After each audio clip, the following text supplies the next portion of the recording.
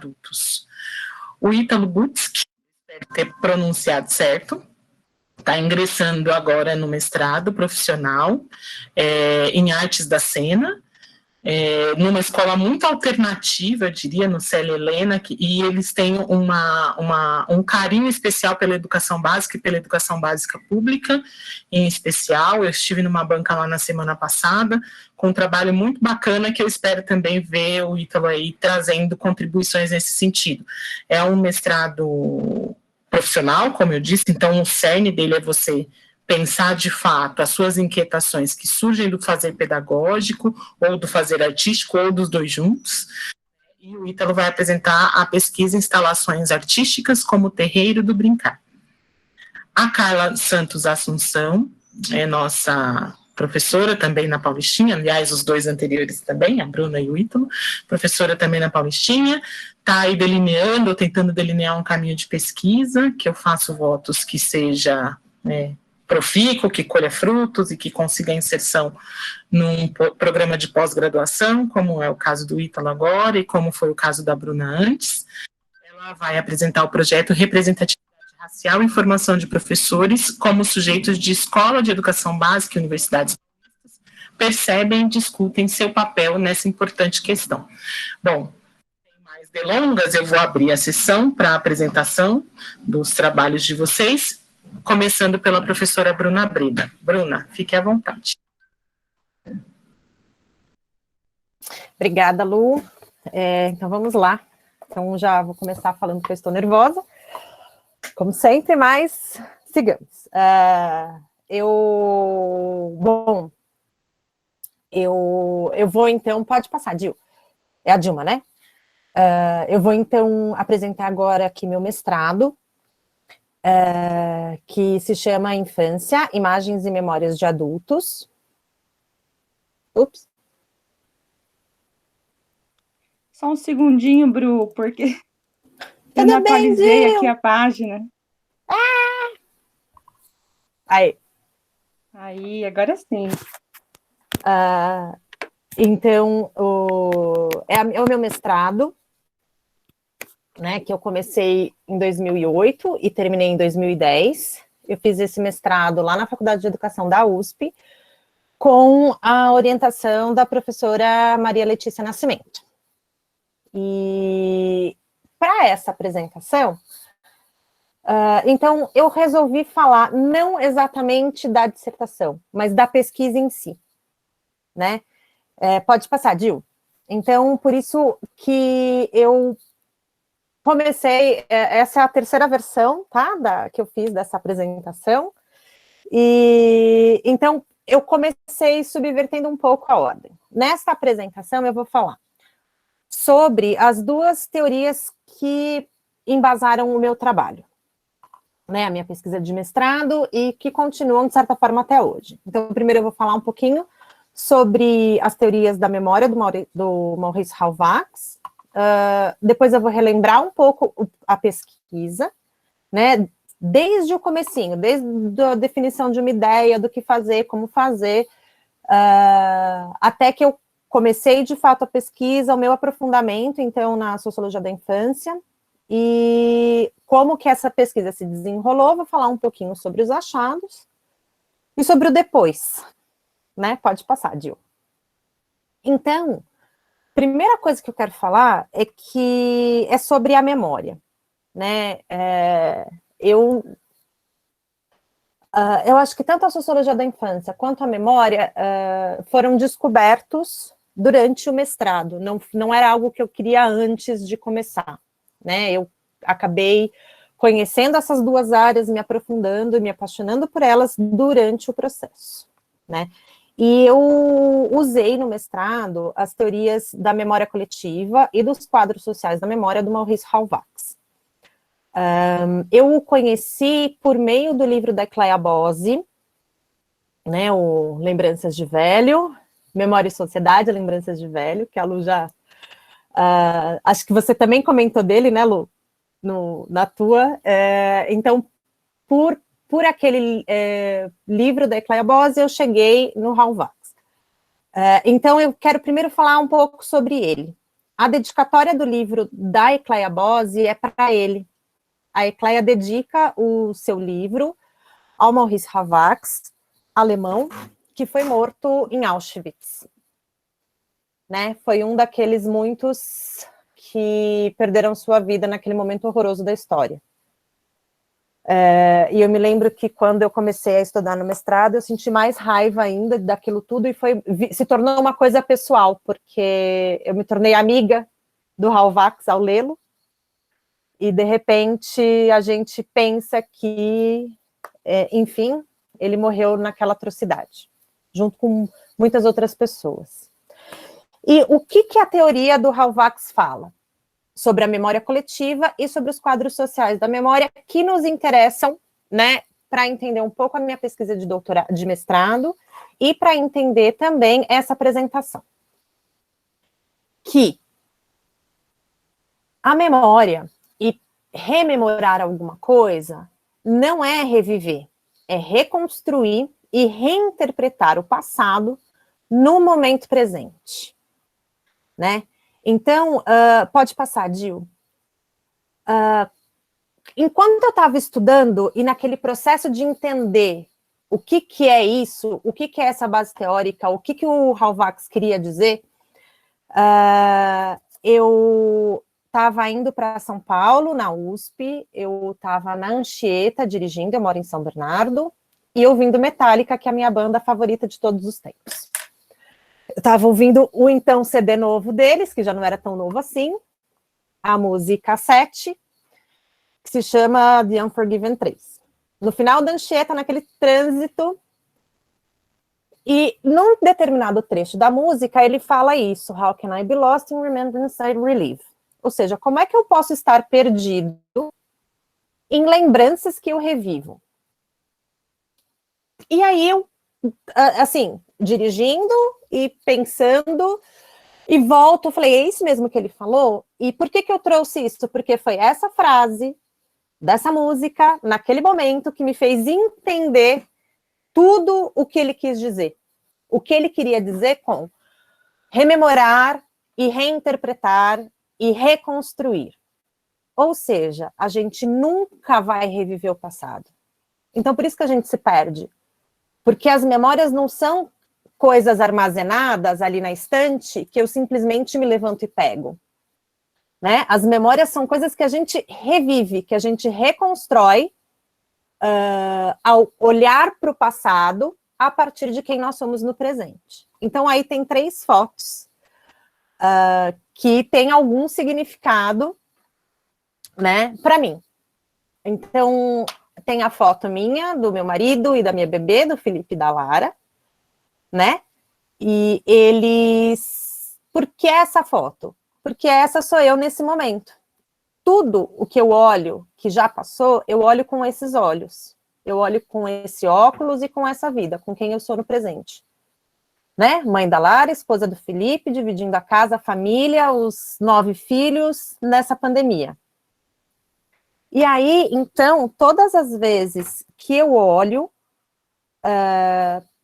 para a Bruna, ali, de lacinho vermelho, que foi na primeira foto de escola, que acho que todo mundo tem essas fotinhos de escola, ou a maioria de nós temos, que foi no meu primeiro ano de escola, com 4 anos, no Monteiro Lobato. E por que eu escolhi essa foto? Porque essa foto ela é significativa.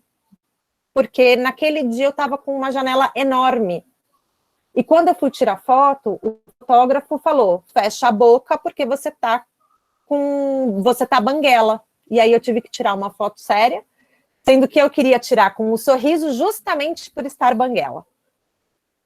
Né? E a última foto é a Lara e o gato Potter, que é o meu gato doente, um dos meus 9 filhos, que nesse momento está ocupando o meu banheiro, que eu saí correndo para dar remédio, que eu não paro de pensar nele, não durmo por causa dele. Então, assim, tudo o que eu vou falar sobre a minha pesquisa, que aconteceu entre 2008 e 2010, é a partir desse olhar de quem eu sou, olhando para quem eu fui e para o que passou. Então, é mais ou menos isso a base teórica da memória. Pode ir, Gil. Bom, então, lá atrás, isso em 2003, quando eu decidi, no último ano, penúltimo ano da pedagogia, que eu queria continuar fazendo pesquisa. Eu decidi isso, mas eu não sabia o que eu ia pesquisar. A única coisa que eu sabia é que tinha que ser alguma coisa que eu gostasse o suficiente para me casar com esse tema de pesquisa, porque eu sabia que ia ser pro resto da vida, né? Então, as coisas foram indo e a ideia em si, ela só surgiu em 2006, quando numa conversa com pais de um ex-aluno, pai e mãe de um ex-aluno, o pai dele virou e falou, nossa, mas o meu filho não tem infância, ele não sabe brincar, ele só quer saber de videogame. E aí eu pensei, pô, mas a gente fala de videogame, você também só quer saber de videogame, né? Por que é que o meu filho não tem infância? O que é infância? Né? O que esses pais, essas pessoas pensam que é ser a infância? E o que a escola pensa? E o que as crianças pensam? E o que é ser infância? Então, este foi o meu tema de pesquisa que eu resolvi casar com ele, né? A infância. Então, eu resolvi correr atrás e pesquisar a infância. Pode passar. E aí, vai escrevendo, fiz uma disciplina como ouvinte aqui na Metodista, e escreve o projeto, aquele projeto que era gigantesco e sem foco nenhum, e aí eu queria ouvir todo mundo, eu queria saber o que a legislação pensava, o que as famílias pensavam, o que os professores pensavam, o que as crianças pensavam, o que a sociedade pensava do que era ser criança. Impossível, né? Então, nesse processo, surgiu um projeto de pesquisa, surgiu não, né? Foi construído um projeto de pesquisa que focava nas famílias. E eu tinha uma hipótese. A minha hipótese era que o nível, né, o grau de escolarização dos pais influenciava na forma de enxergar a infância. Mas eu nem sabia que existia esse raio dessa sociologia da infância. Meu projeto todo foi em história da infância, que era o que eu tinha naquele momento.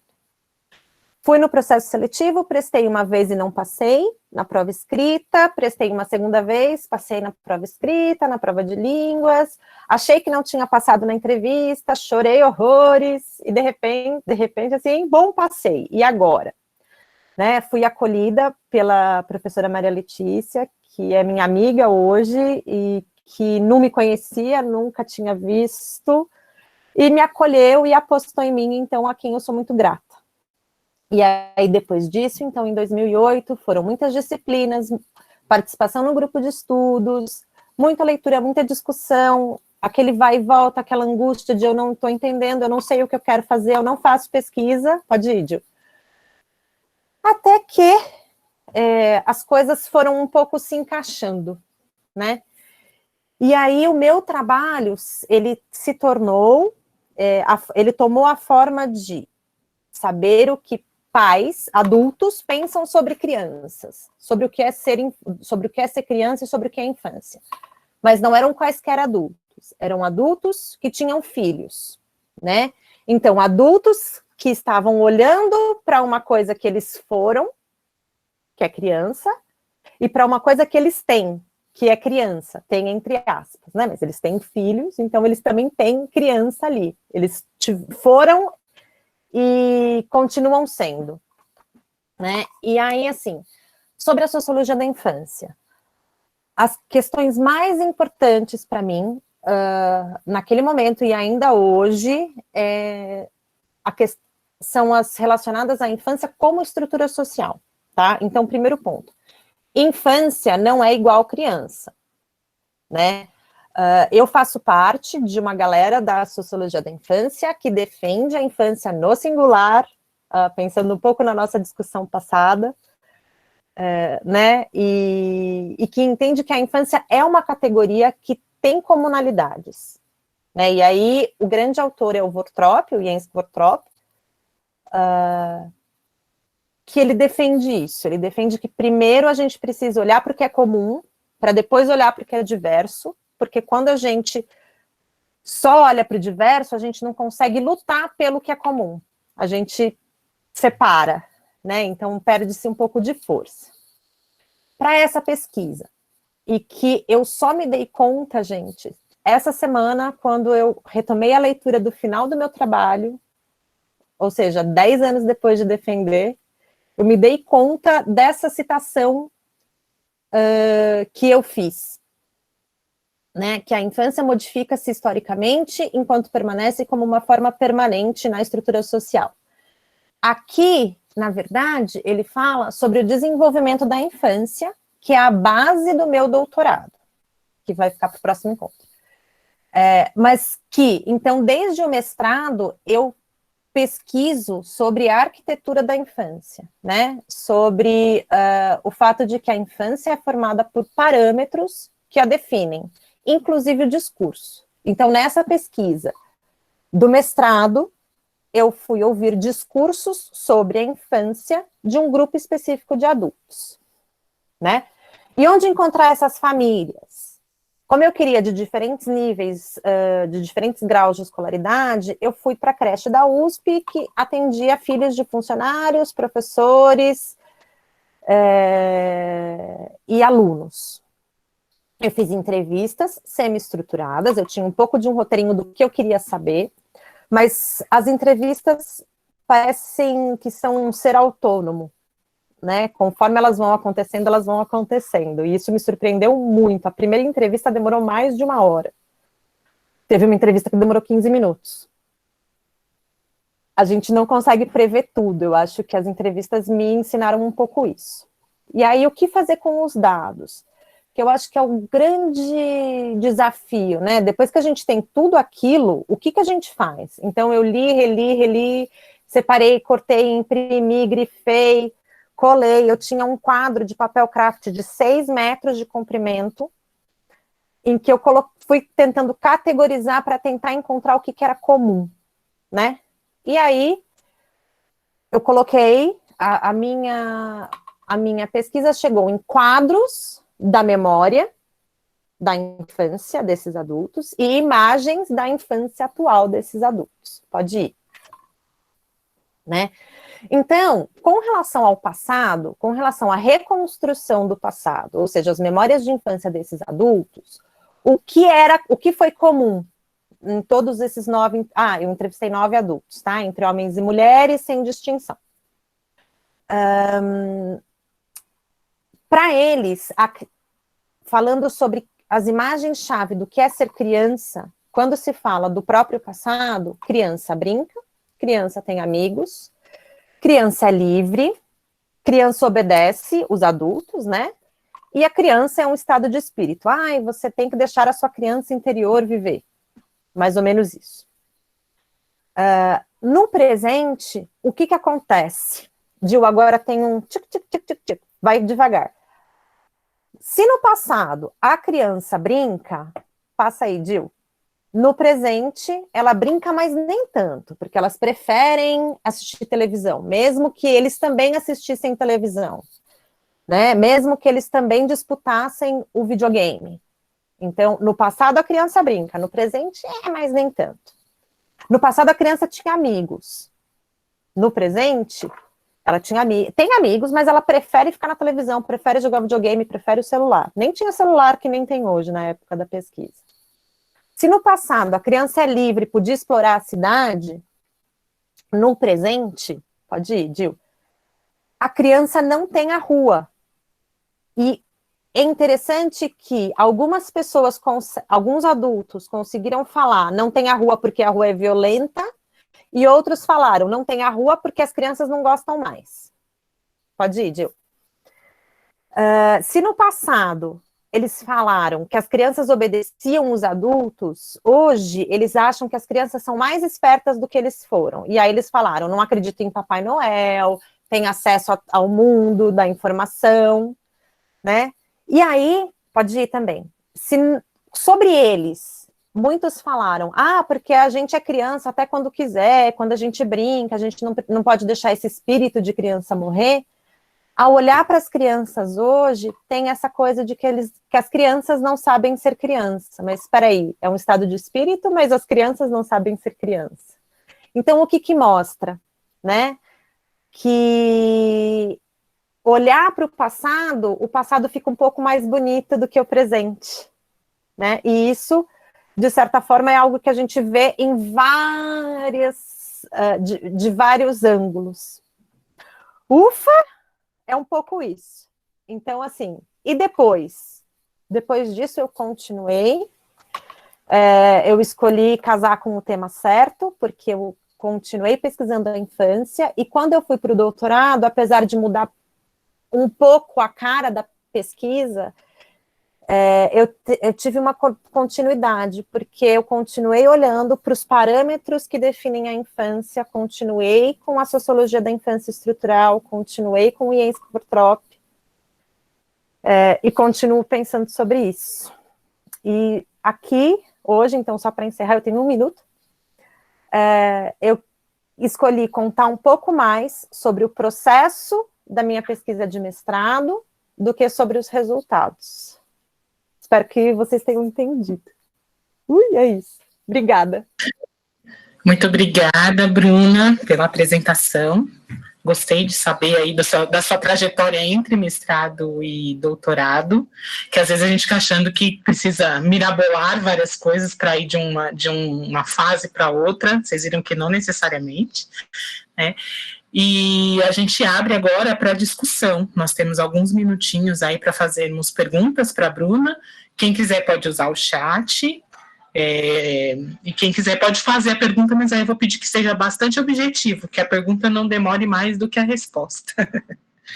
Parabéns pela pesquisa, reproduzindo aqui o cumprimento da Meire.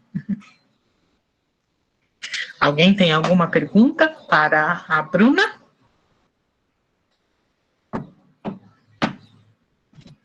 Não? Então eu vou fazer uma, Bruna. As minhas são sempre muito parecidas, tá? Não é espinhosa, eu prometo, embora... se você percebeu, você gosta de trabalhar com o conceito de infância no singular. Me parece uma ideia interessante, porque não passa necessariamente pela identidade dos sujeitos, é muito mais uma construção social, uma categoria social. Isso é bem interessante. Mas eu queria saber se você reparou se há interferência de outras categorias na definição de infância, nos seus depoimentos aí. Se fazia diferença, por exemplo, se quem estava te dando entrevista era uma mulher negra, um homem branco, enfim, se as propriedades sociais dos sujeitos interferiam na visão que eles tinham de infância.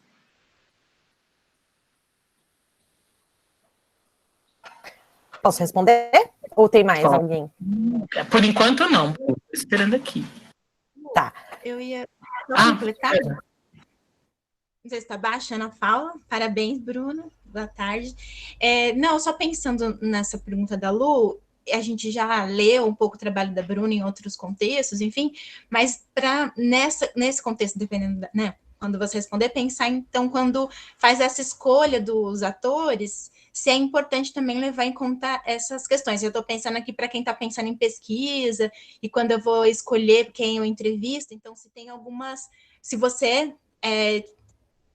tinha, a princípio, alguns recortes aí para fazer, de quem fazer, né? Você comentou rapidamente que sim, mas se você conseguiu fazer com essas categorias diferentes, e se isso teve alguma alteração na resposta deles, enfim. Acho que as duas perguntas de vocês se complementam, né, Ana e Lu? Então, inicialmente, as minhas ideias mirabolantes era que sim, todas essas outras categorias influenciariam, né? Então, se sociologicamente a gente discute, aí me ajuda aí, Lu, porque eu vou falar 4, porque eu não lembro qual que é a quinta que você tinha falado. Classe, sexo, gênero, raça, etnia e, no meu caso, geração, que é o que me importa. A quinta... Região também, que no Brasil muito. Sim, região. Talvez, olha, eu nunca tinha sequer pensado a questão da região, e talvez, neste momento, essa Bruna que vos fala, acha que talvez a região tenha sido a única categoria que influenciou. A minha ideia, eu não sei se... Eu adoro o Wright Mills, né? Então, aquele white collar dele, a nova classe média, quando ele fala dos estudos e a relação com a escolaridade, eu achei que isso ia me influenciar. Então, por isso a escolaridade. Eu achei que o grau de escolaridade das pessoas influenciaria na forma como elas viam as crianças e a infância, né?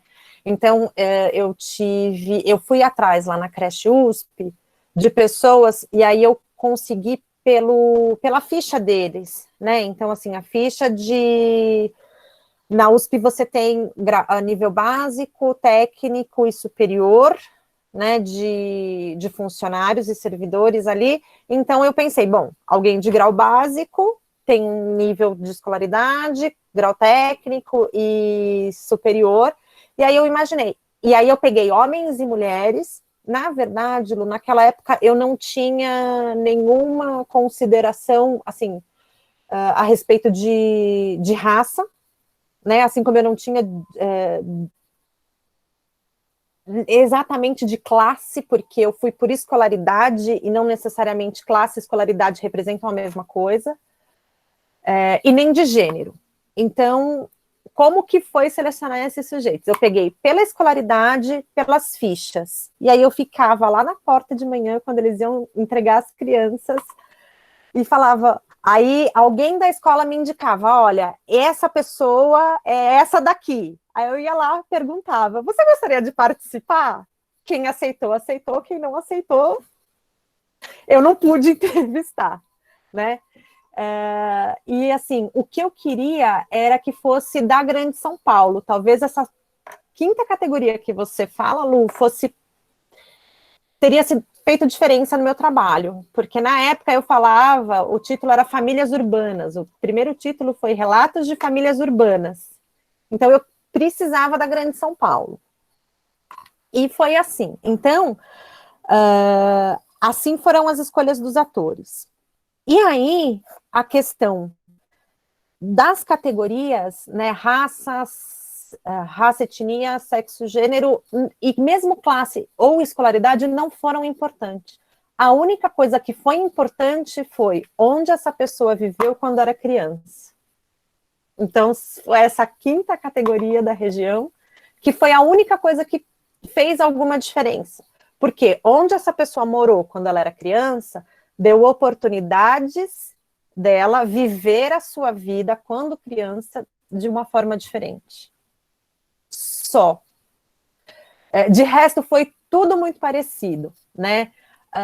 Uma das coisas assim que mais marcaram no trabalho, que no grupo a gente também discutiu, foi uma criança, uma adulta, né, uma mulher, que falou, mas criança brinca na rua. Eu acho que eu fui uma criança diferente porque eu não brincava na rua. O quanto está enraizado que naquela época as crianças brincavam na rua. Então, se eu não brinquei na rua, eu era diferente. Respondi? Sim, Bru, muito obrigada. Aí tem um comentário, entendi que não é uma pergunta. Obrigada, Rita. Ela amou sua pesquisa, quer ler, quer discutir em outros fóruns, e fala da importância de falar sobre as representações sociais, né, o que a sociedade pensa sobre a infância, e aí, pensando na infância que ela viveu, porque eu acho que não teve como não pensar na infância que a gente viveu, né? Eu, por exemplo, tive uma infância maravilhosa, eu só não descobri até os 11 anos de idade, não passava pela minha cabeça o que era isso, então não tenho que reclamar da minha infância.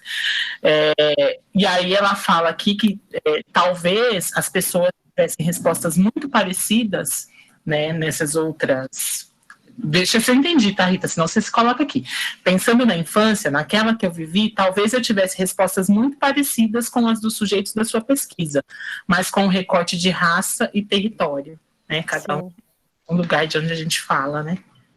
Sim, deixa eu falar só um pouquinho nessa questão de raça e território, né? É que a raça ela é um determinante muito forte para colocar você em um lugar que às vezes não te pertence, mas que você se coloca por conta do racismo estrutural, né, de toda essa história.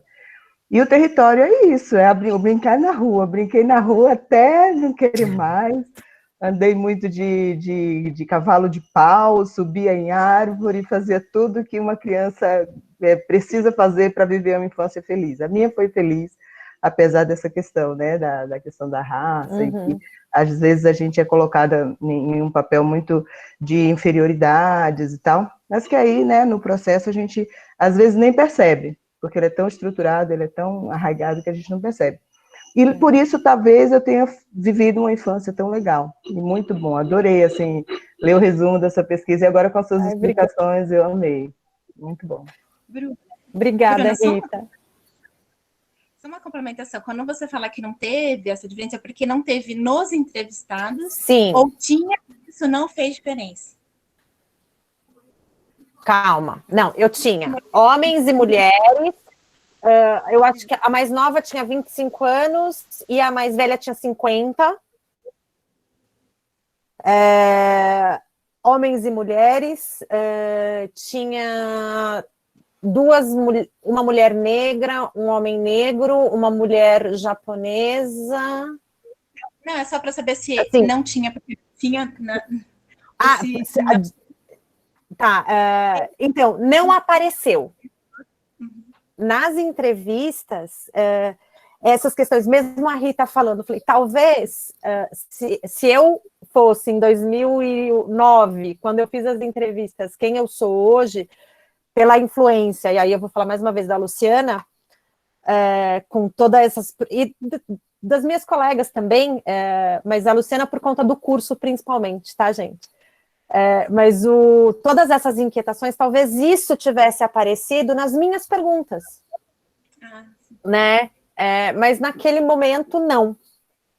Então, e aí eu tinha homens brancos, mulheres brancas, pessoas que nasceram na cidade de São Paulo, nas cidades aqui da Grande São Paulo, gente que nasceu aqui, mudou e depois voltou, e de várias classes sociais diferentes. Mas, assim, isso não surgiu nas entrevistas. Então, como eu não perguntei, como a minha grande pergunta era, o que você... Me conte sobre a sua infância. E aí, ou a pessoa falava, ou a pessoa falava, o que você quer ouvir? Né? E aí... E o que você acha sobre a infância do seu filho, ou da sua filha, ou dos seus filhos? Essas eram as minhas perguntas. E hoje você tem uma hipótese por que as respostas não se diferenciam por essas categorias? Nunca tinha pensado nisso, Ana. Depois você me ajuda. Então, não tenho uma resposta, porque também nunca tinha pensado sobre isso, mas é uma boa. Eu ia perguntar justamente sobre como foi feita a entrevista, se você foi com uma pergunta aberta, ou se você tinha pensado em um formulário de entrevista, porque talvez se você tivesse se atentado para buscar essas referências, né, você teria feito um formulário, né, porque, por exemplo, me chama a atenção a questão de gênero, que não apareça diferença das memórias, né, das memórias de infância de homens e mulheres. Né? Então, a única coisa, mas assim, a diferença tinha brincadeira de menino, brincadeira de menina e brincadeira de todo mundo junto. Mas tanto os homens quanto as mulheres falaram que tinha brincadeira de menino, brincadeira de menina e brincadeira de todo mundo junto. Né? Então, assim, não é porque eu era menino que eu podia ir para a rua e as meninas não podiam. Então, para mim, não fez, né? Existem essas diferenças, existem, mas elas não separaram as memórias e a representação das crianças de hoje, né? É isso. Quando você fala da entrevista, aí eu me lembro, como eu estou falando de memória e de mim, né? Eu hoje relembrando, a minha primeira entrevista foi com o Leonardo, e assim, ele falou, e eu tinha muita ansiedade com as entrevistas, e eu sentava com a Letícia e falava, mas eu preciso perguntar. Ela, calma, né? E aí eu me lembro que quando eu fiz a entrevista com ele, eu saí, fui lá para a faculdade de educação, bati na porta, a gente foi jantar, porque já estava fim da tarde. Eu estava tão empolgada, porque assim, ele falou tanto, e depois as falas dele, dessa primeira entrevista, me fizeram perguntar coisas nas outras. Então eu fui meio que mexendo ali naquele roteiro que eu tinha para poder falar, bom, isso aqui é interessante. E eu lembro da Letícia rindo, assim, tá vendo? A Letícia, ter calma. O entrevistado é que ia dar o tom, você não precisa controlar tanto, ela falava, você não precisa ser tão controladora. Então, é um pouco disso, assim, a pesquisa me mostrou como ela seria. Tem uma coisa interessante na fala da Bruna, principalmente para quem está começando. Muitos orientadores e orientadoras indicam uma entrevista piloto, porque aí que você vai testar a eficiência, a eficácia do seu instrumento de coleta de dados.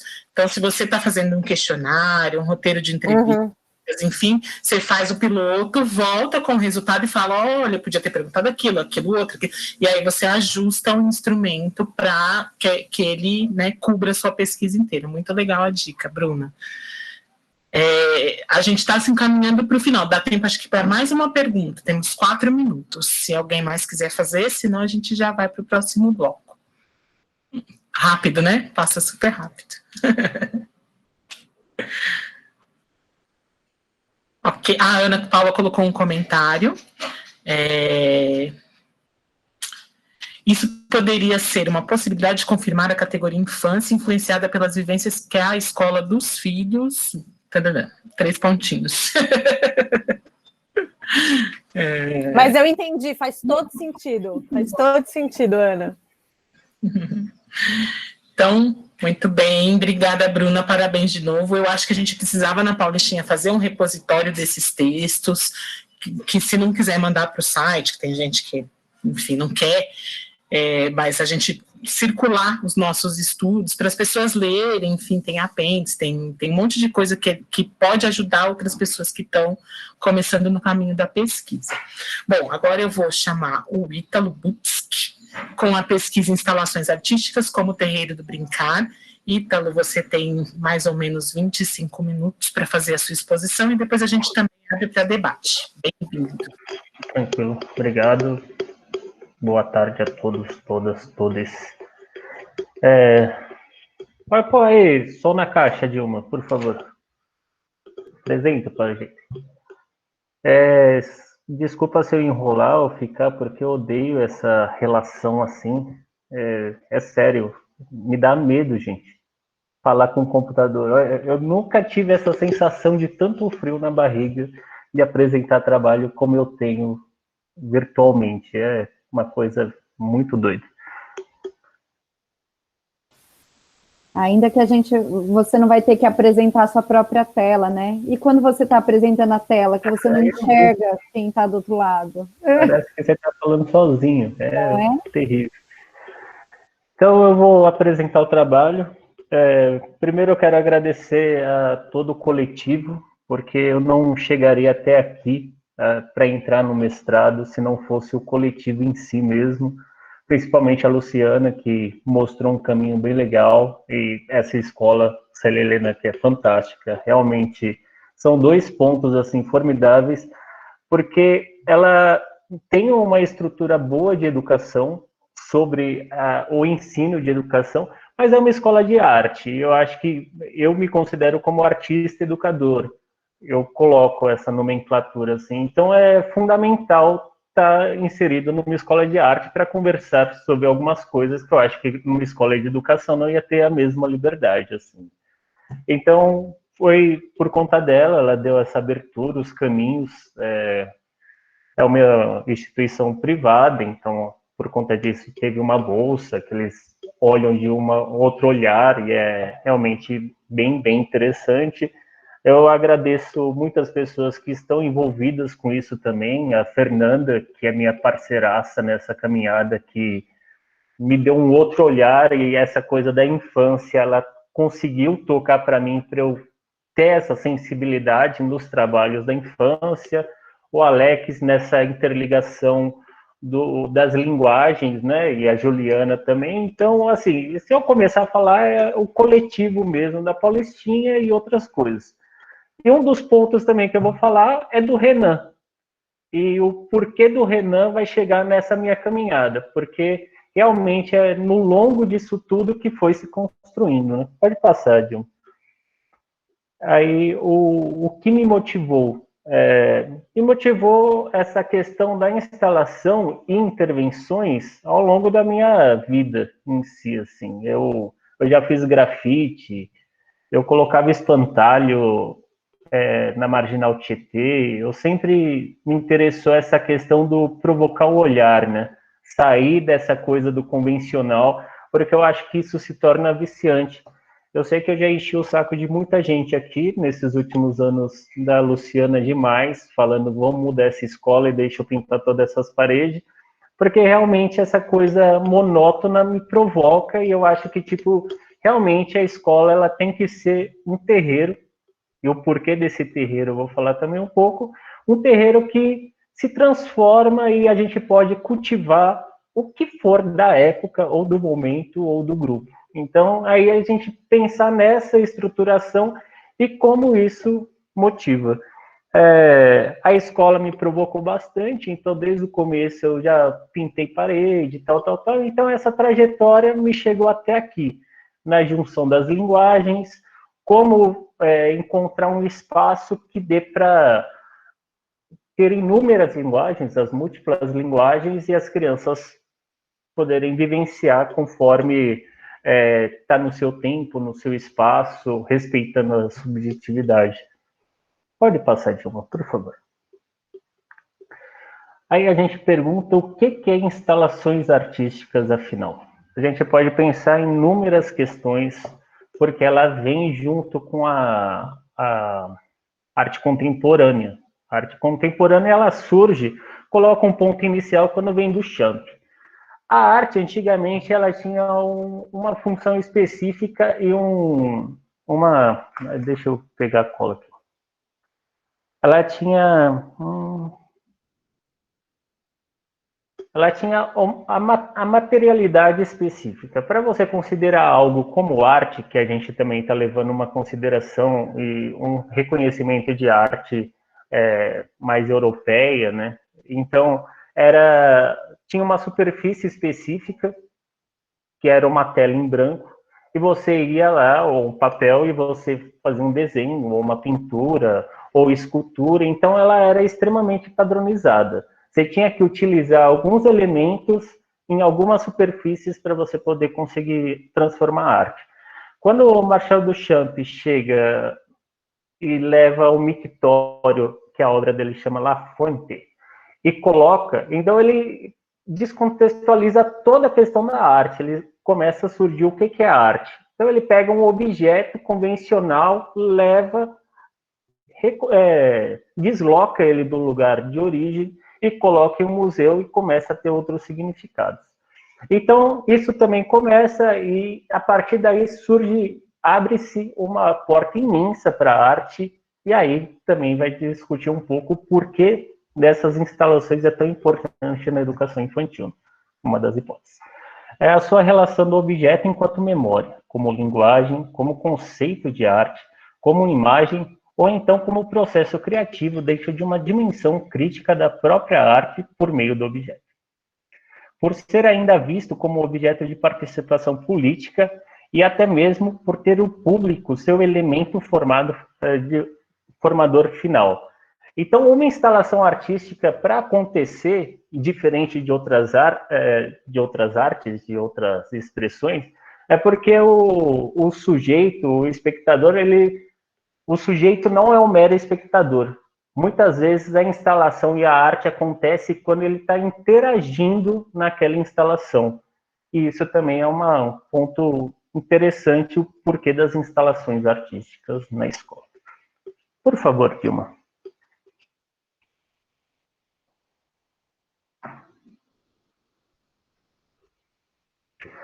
Aí eu coloco um pouco de quem são essas crianças, quem são esses sujeitos que estamos falando. Eu pego um ponto da diretriz, todo mundo aqui já conhece, mas eu coloquei de novo, que é um sujeito histórico de direitos que nas interações, relações e práticas cotidianas que vivencia, constrói sua identidade pessoal e coletiva. Brinca, imagina, fantasia, deseja, aprende, observa, experimenta, narra, questiona, constrói sentidos sobre a natureza e a sociedade, produzindo cultura.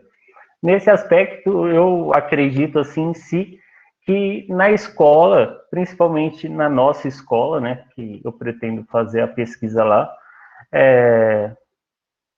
no Ney Paulistinha, as crianças, por terem várias localidades da escola, e o que a Bruna também traz um pouco, né, que aí que infância é essa, que não é mais da rua, tal, e que ela está sendo constituída, o brincar dentro da escola, e ali é constituído uma nova cultura. Eu coloco o porquê eu pretendo fazer no Ney Paulistinha, porque realmente é um outro contexto que me preocupa bastante, por essa onda pandêmica. Eu também não sei, isso é uma proposta de projeto, né? Até mesmo quem está me orientando é o Davis Otani, e ele realmente é bem bacana, assim, e a gente fica questionando, porque isso tudo, como o sujeito, a instalação artística começa a fazer sentido só quando o sujeito transpassa ela, interage com ela, está junto, então não tem como fazer uma pesquisa em um momento pandêmico, só se todo mundo tivesse classificado e interagindo, mas na educação infantil seria praticamente impossível. Então, pode passar, Dilma, por favor.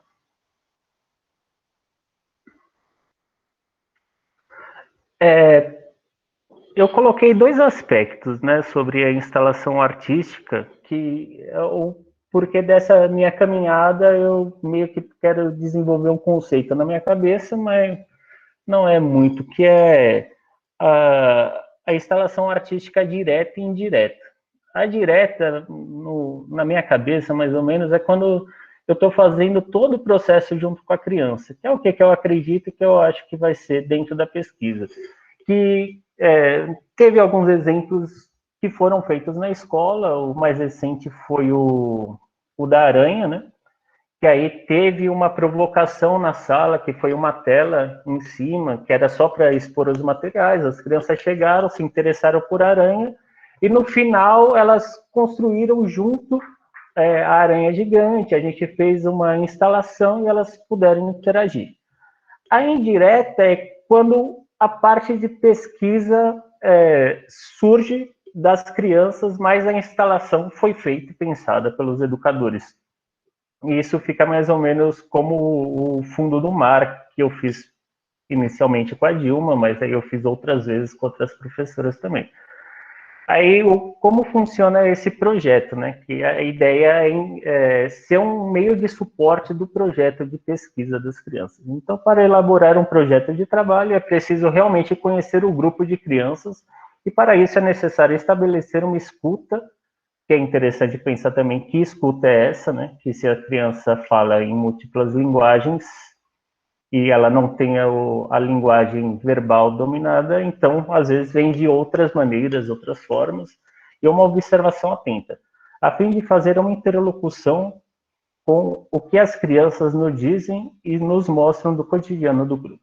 Esse olhar, a criança é realmente o ponto de partida, pois só assim podemos traçar objetos claros, respeitando não só a faixa etária, como também o que lhe é significativo e o que é importante para a sua interação com o mundo. Uma ideia dessa, um ponto desse, eu também pego o Vygotsky, que eu pretendo trabalhar bastante, porque é uma forma que eu acredito nesse traçar, nesse caminhar que eu estou iniciando, assim, né? Porque o Vygotsky, ele coloca que o importante não é que as crianças criem, que é um ponto também que eu fico nesse aspecto. O que é legal também que a Bruna, na apresentação dela, ela falou que ela descobriu durante o caminhar, né? Durante esse processo. Então, eu também acredito que a gente sempre fica muito na expectativa o que a criança vai entregar e o que a gente quer ver, o que vai ser apresentado para os pais. Eu já tive bastante debate desse na escola, mas aí eu fico nessa questão pensando, tipo, realmente qual é o significativo para a criança? Aquela arte final dela ou chegar até ali, né? Ou não chegar, e sim o caminhar. Tem até uma fabulazinha que Chega, tem duas pessoas caminhando e uma fala para a outra, não, eu tenho que te mostrar uma coisa, eu tenho que te mostrar uma coisa. Aí eles foram de manhã e foram fazer uma caminhada. Aí eles andaram e passaram por lago, atravessaram um rio, viram pássaro, viram tudo pelo caminhar, pelas montanhas. E o rapaz ficou encantado no caminhar. Aí eles chegaram até em cima da montanha e não tinha nada, né? E ele falou, pronto, chegamos. Ele falou, mas o que você ia me mostrar? Tá aí, ó, no seu pé. Falou, mas o quê? Isso daí era uma pedra, né? E ele ficou revoltado. Falou, mas você fez eu andar até aqui para ver essa pedra? Falou, não, não é pela pedra, e sim o tudo que a gente viu até chegar aqui. Então é mais ou menos isso que eu acredito. E é desse pensamento que eu trago, né? Que o importante não é o que as crianças criam. O importante é que elas criem. Compõem, exercitem na imaginação criativa e na encarnação dessa imaginação. Então, lógico que a instalação ela tem que sair, e ela sai, mas nesses elementos de pesquisa, de interação, de descoberta das crianças, também que elas fazem parte dessa pesquisa, né? E no final vai ter a interação com isso tudo. Então deixa eu pensar aqui para ver onde que eu tô. Achei. Só um ponto, o porquê dessa questão da instalação e um pouco sobre o que seriam as questões da arte em si. A arte, a gente traz muito para a escola aquela arte antiga e não a arte nossa do hoje em dia. Então a gente normalmente dá para as crianças um papel em branco e pedem para ela fazer um riscante, alguma interação no papel aí, nesse aspecto. Mas como eu falei, quando o Duchamp ele traz uma nova questão para uma arte contemporânea, ele traz vários elementos para a gente começar a explorar e a partir daí se abre uma variedade de artes que até é difícil nomear o que é e o que não é arte, ou que arte é essa, se é um quadro, se é uma pintura, se é um desenho, se é uma performance. Muitas vezes você vai até no teatro e não sabe se é um teatro, se é uma música, se é uma performance, são várias e várias questões, assim. Então, também nessa questão da instalação artística é interessante porque você dá outros suportes e outras materialidades para as crianças explorarem e poder interagir em si, né? Então, essa é a minha hipótese, que acredito que as instalações artísticas na educação infantil, mas poderia ser em qualquer outra parte da educação, proporcionam um terreiro, nutrindo para brincadeiras e jogos, onde acontecem experiências e interações com o objeto, o sujeito e o mundo, contribuindo para o desenvolvimento das múltiplas linguagens. Essa questão que eu acredito que é no brincar mesmo, que a criança desenvolve, que a gente já se debruçou bastante, e eu pretendo pesquisar bastante sobre o brincar. Vou ler sobre o Winnicott, que eu conheci agora, sim, ele parece bem interessante, que ele mostra sobre esse desenvolvimento em si, né?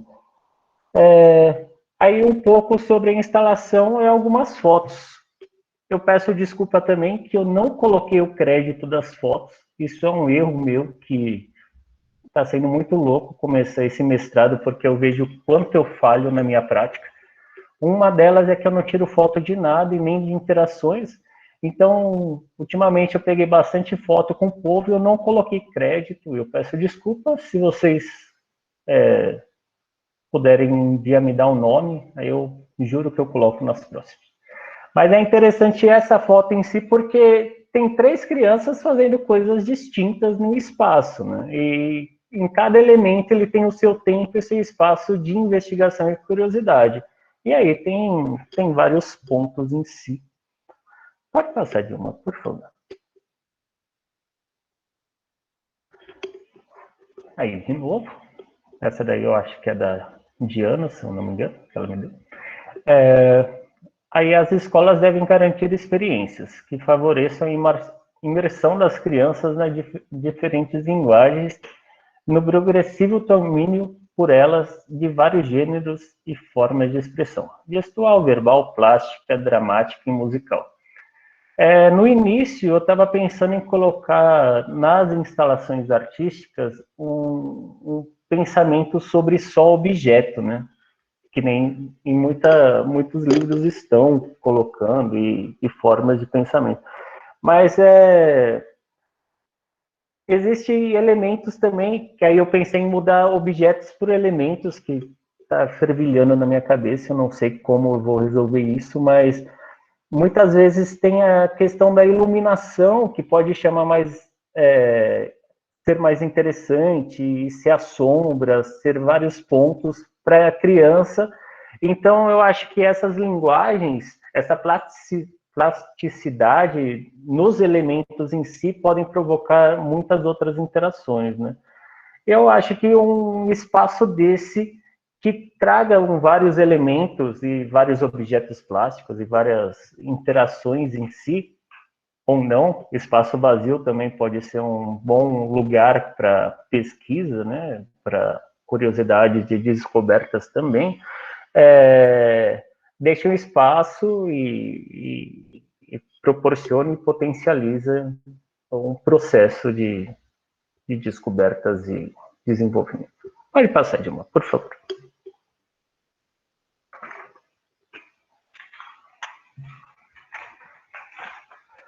Aí que eu coloco um pouco do terreiro em si. Esse terreiro brincante vem como um cenário em que se ocorre histórias, descobertas, sensações e imaginações. E conforme o dicionário, terreiro é terreno que pode ser cultivado, onde se realizam foguetos, cantos e outras festas populares. Aí eu coloco uma ideia dessa porque eu trago essa questão de terreiro em si, porque esse é o ponto do terreiro da questão popular, né, onde que acontecem as coisas brincantes. Aí essa foto também demonstra um pouco essa questão que eu falo sobre a materialidade, a plasticidade, que é um mamulengo gigante, meio que boneco de Olinda, que pode mostrar que esse é o titio, se eu não me engano, né, Fabi? Que as crianças deram nome e elas pintaram, e a gente foi dando elementos para elas e várias possibilidades para elas colocarem e desenvolverem esse boneco, né? E teve 3 maternais e cada maternal fez o seu boneco na sua característica e especificidade, cada um teve um nome. Teve o azul e teve um outro, que eu não lembro. Mas, por essa interação também, eu pretendo pegar e desenvolver a pesquisa com maternal 2, porque acredito eu que é a idade que está na interação entre o bebê e as crianças maiores. Não sei, eu também tenho que refletir sobre isso. 2 minutos. Ei, corre, Dilma, vamos.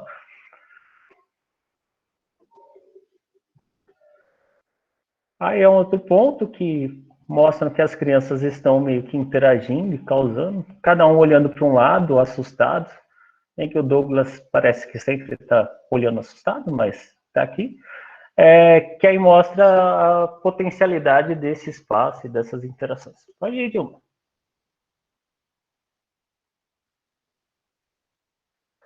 Aqui é um pouco da metodologia, que é etnografia, que vai ser a partir do sujeito, mas eu também tenho que pensar que aí começaram a surgir questões de como se faz pesquisa com criança pequena, que também cada coisa que vai pesquisando abre mais a cabeça e eu fico me perguntando sempre que eu vou dormir, onde que eu me enfiei? Mas é bom, né? Vamos lá, gente. A gente se enfia mesmo, a gente tem que crescer de alguma maneira, e é tudo muito bom. Aí a questão bibliográfica tem muitas outras bases, eu tenho que, nossa, nem se fala, eu estou lutando de pesquisa, sobre o processo eu já falei um pouco, né, que é nessa interação com as crianças, e eu acho que acabou. Fim. Obrigado. Ok, Ítalo, obrigada pela apresentação.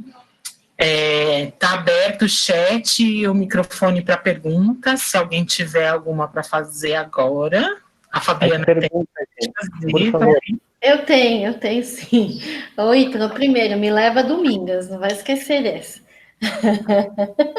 Não, quando você falou do Renan, algumas pessoas não conhecem, né? O Renan, como se. E por que que você decidiu, a partir do Renan? Eu ia falar, mas não deu tempo, né? Obrigada por retomar. Porque, tipo, que nem eu falei, assim, foi um coletivo que me provocou, né? O Renan, ele pensa tridimensionalmente, assim. Tanto no desenho bidimensional nele, ele traz profundidade. E sobre essa questão da escola de sempre levar para uma superfície, era o que ele provocava mais para mim, né? Ele queria ir na lousa, que era uma outra superfície riscante, ele pegava e a gente interagia, mas principalmente era um dos objetos que ele construía em si, que ele pegava o material que estava no alcance dele e ele negociava com você para conseguir outros, e ele começava a construir aquilo e ia surgindo. Então, como eu falei do coletivo, foi o momento que eu mais aprendi na educação toda, foi com o Renan, assim. Então, é muito interessante esse aspecto de ficar. O Renan, para quem não conhece, foi uma criança lá da escola, né? Ele se formou, acho que o ano passado, se eu não me engano, e ele tem autismo. Eu acho que é um grau leve, ele tinha mais, negociava mais com a gente do que qualquer outra coisa. Mas, tipo assim, ele tinha uma visão para a arte, uma sensibilidade, uma visão, e conseguia reproduzir muito bem as coisas que ele via, assim, era muito legal. Posso fazer uma pergunta? Veja se eu entendi. Você quer pensar a instalação, meio que o processo criativo, né? A interação das crianças com a instalação. E aí você pensa que você vai realizar, você vai propor instalações e observar a interação das crianças, ou você considera olhar para o que já foi, a partir das interações que já passaram, porque eu fico pensando que você, ao mesmo tempo que é pesquisador, você é professor. E você vai ter as demandas que são próprias da escola, que é da vida, que é do cotidiano. E não necessariamente você vai conseguir organizar o seu trabalho para você conseguir realizar a sua pesquisa, né? Então, eu falo porque no meu mestrado eu pesquisei a minha prática. E a minha relação, aliás, eu estudei processo criativo na relação com as crianças. E eu sei que foi um grande nó. Tanto que depois eu acabei estudando o que eu tinha vivido, porque era um nó, eu querer pensar sobre o que estava acontecendo, era um bololô. Então, eu sei que você acabou de ingressar também, e isso às vezes a gente vai pensando conforme a vida vai acontecendo, sobretudo porque é um mestrado e a gente está numa pandemia, então talvez você tenha a oportunidade de viver esse cotidiano criativo com as crianças, menos do que o previsto, imaginado, né? Mas eu queria ouvir, assim, queria saber como você tem pensado, considerado isso. Tipo, que nem você falou, assim, né? O que eu falo que me preocupa bastante é sobre essa questão da pandemia, então eu não sei realmente qual caminho eu vou seguir, se eu vou refletir sobre o que foi feito. Eu acho que, tipo, é praticamente impossível, porque eu não registrei coisas, assim, interessantes, então provavelmente eu vou jogar tudo fora, assim, dá para ser só uma reflexão para eu construir algo, mas a minha ideia é daqui para frente. E como ia ser constituído nesse aspecto? Porque é mais ou menos o que a gente já faz na escola. Pode falar. Se você chegou a considerar procurar uma outra unidade, onde você fosse a pessoa que propõe a instalação e que não está necessariamente envolvido com as demandas profissionais ali, sabe? Eu pensei sobre isso, por isso que eu coloquei na questão de instalações direta e indireta, que eu falei um pouco sobre ela, né? E se também é uma possibilidade, mas eu estou pensando mesmo, é um momento de ficar desesperado, porque eu só posso ficar desesperado que eu não tenho mais cabelo para arrancar. Então, a questão do processo em si é o que já é feito na escola, então eu só ia ter uma preocupação de registro em si, Porque o que a gente já faz inicialmente na escola, por isso que eu acho que vai ser um trabalho extremamente coletivo, não vai ser meu, eu vou ter que deixar umas 50 páginas só para agradecer o povo, professora, criança, pais e aquilo tudo, porque vai ser o momento, vai pegar o tema e a partir desse tema a gente vai construir. Então não dá nem para eu prever o que vai ser construído, porque vai ser com as crianças. Então eu vou ter que negociar com elas, ver o que é possível, ver o material. Então é do zero, até mesmo eu com o Davis, né? A gente conversou e estava vendo que ia fazer tipo um documentário, né? Um mini documentário sobre o processo em si, que eu acho que é interessante, mas não sei se eu tenho pernas para isso, mas ele falou, tem. Aí vamos ver se vai. Respondi? Eu estou inscrita aqui, Ítalo. Acho que tem duas coisas uma que você não comentou, que eu acho que é interessante todo mundo saber, é que assim, o mestrado profissional, a dissertação em si, o texto dissertativo em si, ele tem muito menos peso do que, por exemplo, um documentário. Né, um documentário que pode ser replicado, enfim, passar para inspirar outras práticas e etc. Então, acho que quando você foi falando, eu estou lendo isso, lendo aquilo, estou me descabelando, tem, lógico, um peso teórico, uma densidade teórica que você vai precisar construir, mas acho que tem esse seu outro lado profissional, de propor que tem muita coisa legal já, e que se você sentar e refletir, acho que você consegue tirar o seu material empírico, né, seu material de análise. Esse é um ponto. O segundo ponto, eu tenho muitas ressalvas sobre quem analisa a própria prática enquanto está andando de bicicleta, que tem muito a ver com o que a Nádia trouxe aqui. Vou te dar um exemplo. Na banca, era orientando do Davis, na quarta-feira passada. Uhum. A prática dele era tudo jóia, sabe? Porque como você está se analisando, a régua acaba ficando você mesmo, né? E a gente sempre acha que está arrasando, infelizmente. Ou felizmente, né? Autoestima é tudo nessa vida. Então, só talvez você voltar com o Davis e conversar, que o seu material empírico pudesse ser justamente o material fotográfico que as professoras já têm, e um forte da Paulistinha é registro, né?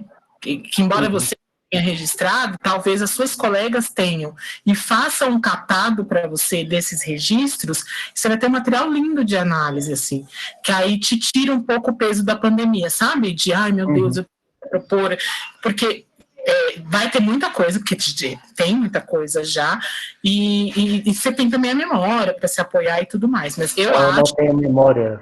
Se for igual eu adoro, então não adianta muito. Então, talvez contar e continuar contando com o coletivo, na hora de construir seu material empírico, acho que é um bom caminho para ti. Só... Sim. Não, agradeço, obrigado.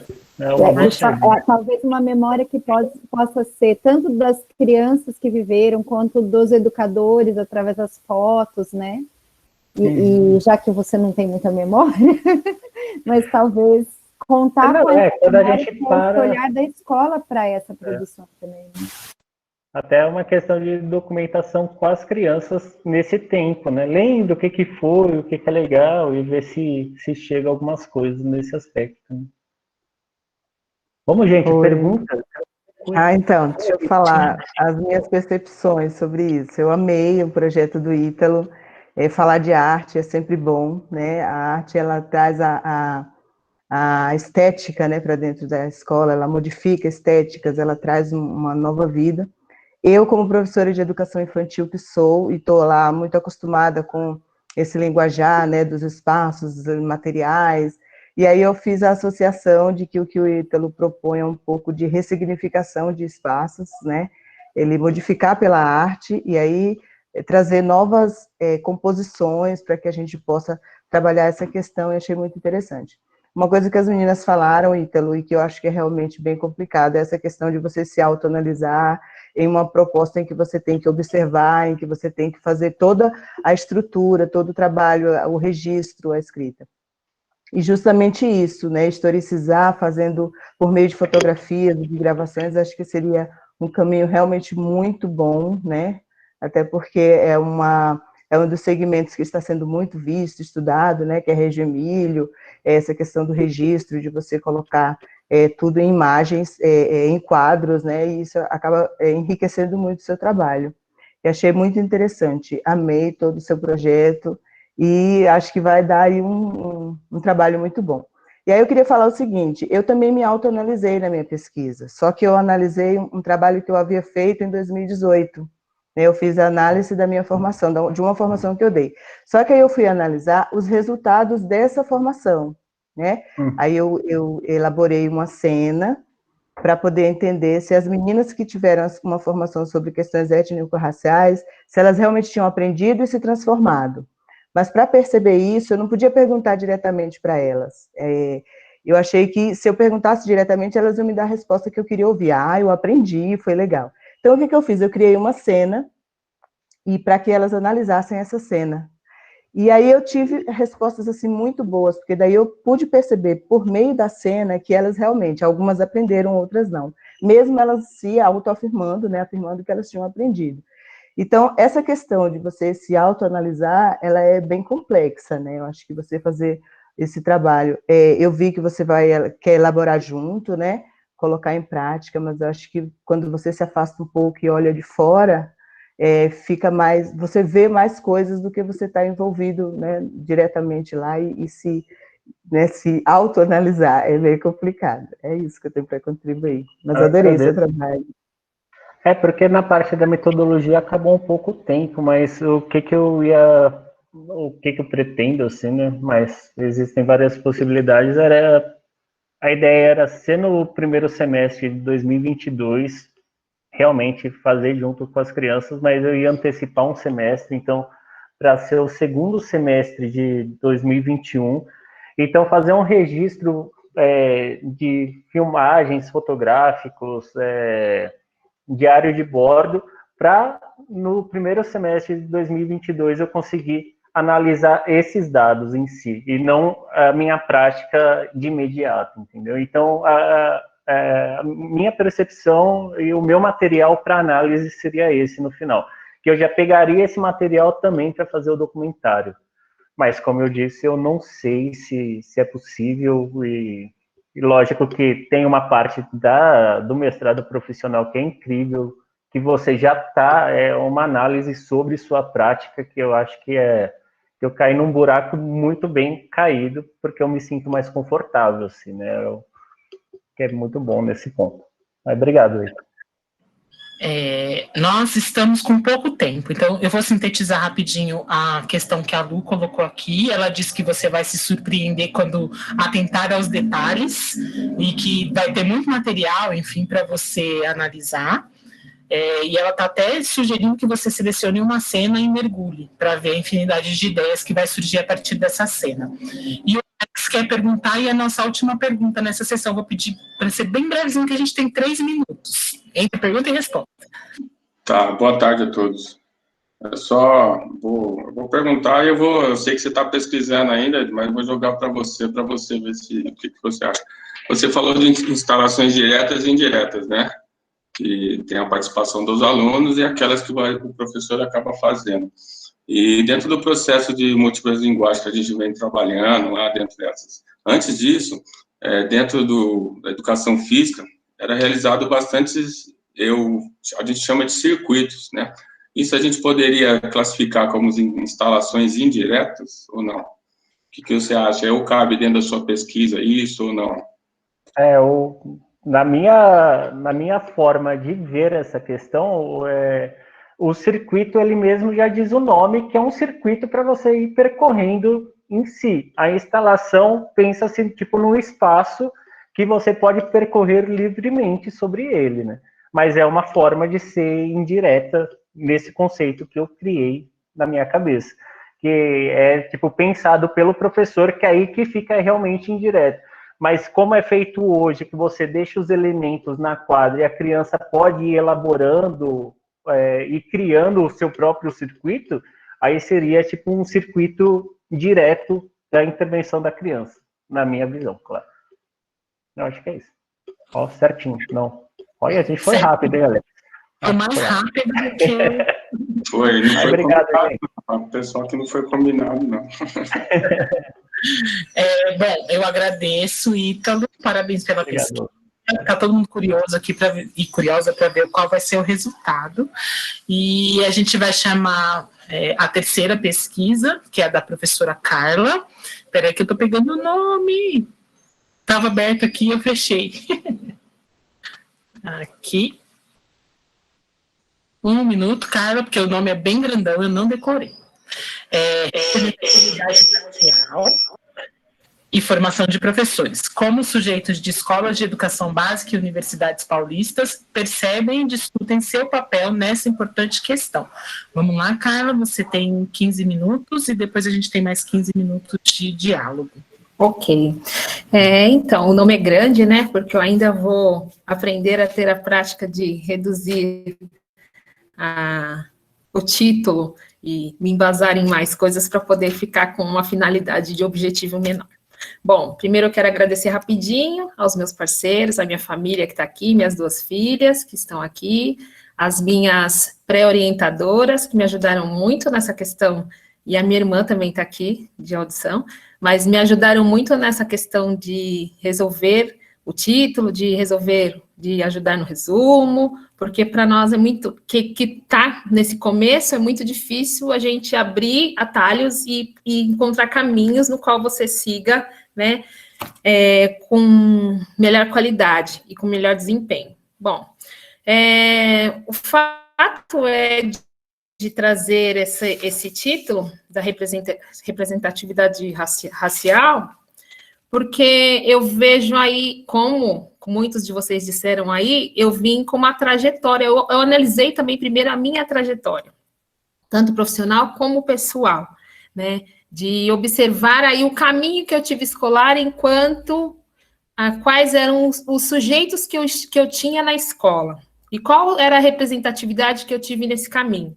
E também olho por esse caminho no qual sou mãe das 2 meninas e comecei a observar a trajetória escolar, como era e o que eu via representado nesse caminho. Bom, dos sujeitos, eu falo na questão de observar os professores, a parte docência, a gestão e tudo mais.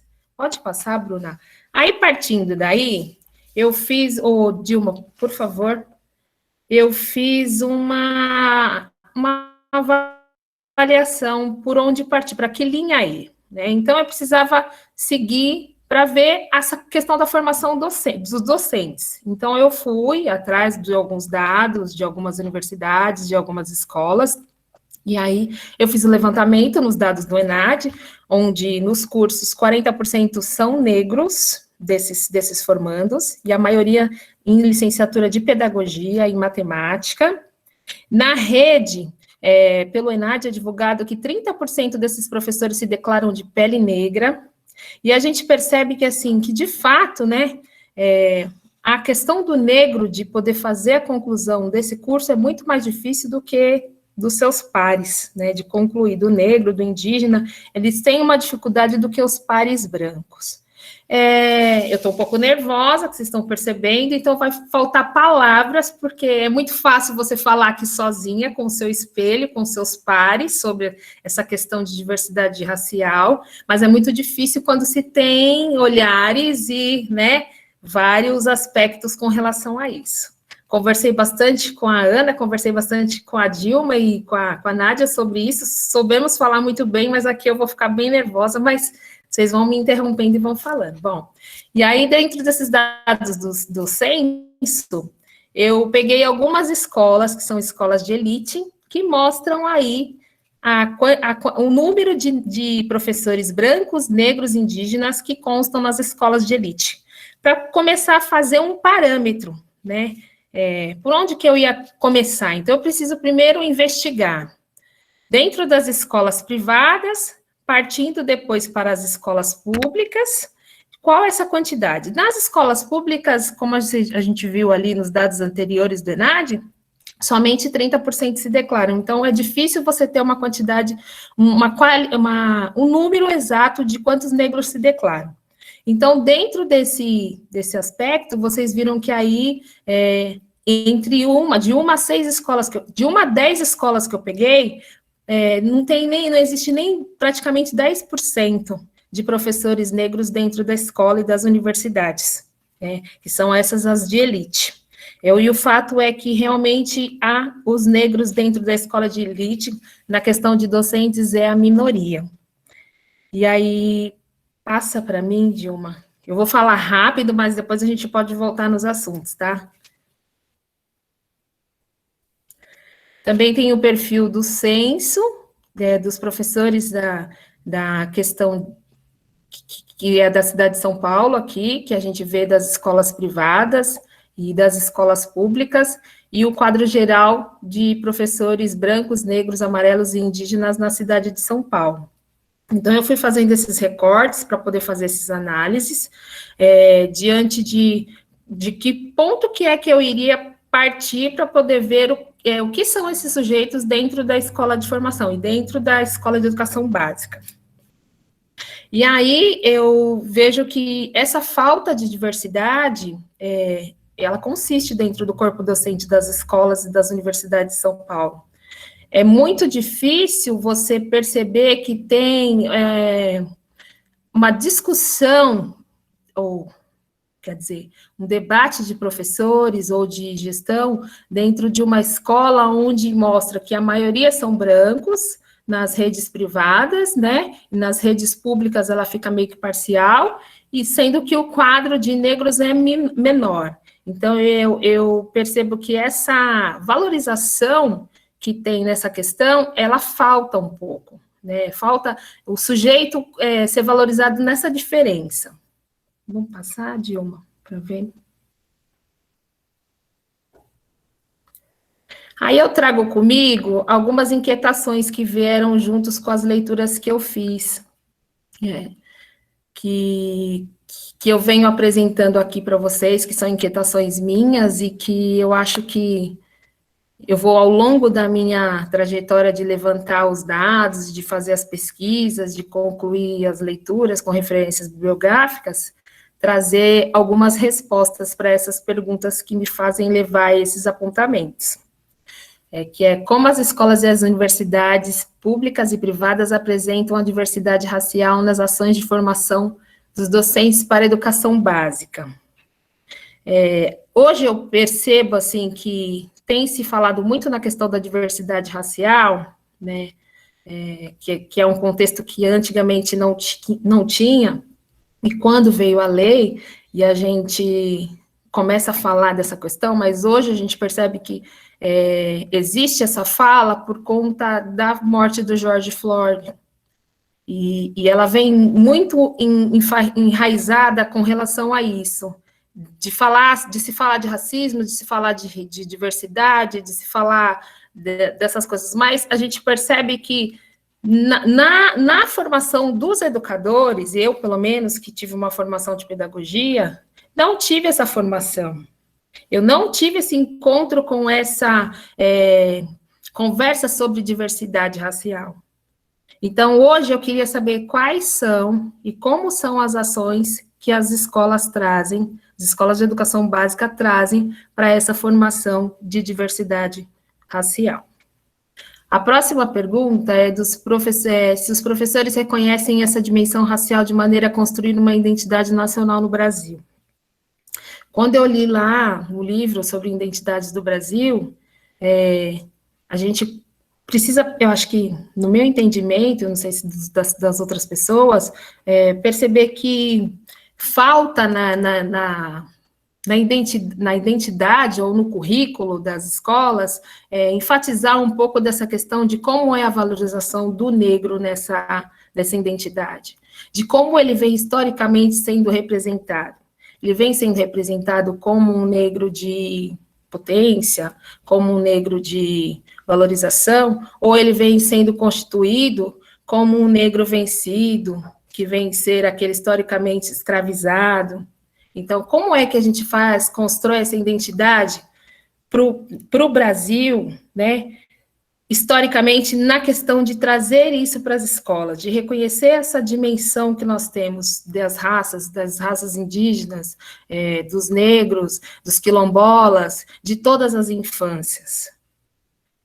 E aí, Depois eu venho perguntando, já também pensando na questão de uma trajetória, de quanto é que reverbera nas crianças essa ausência do espelho dos professores afrodescendentes e indígenas do campo escolar.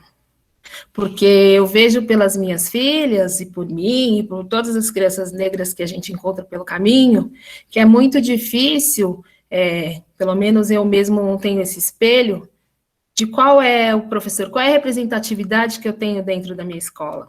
E como é que essa representatividade reflete em mim?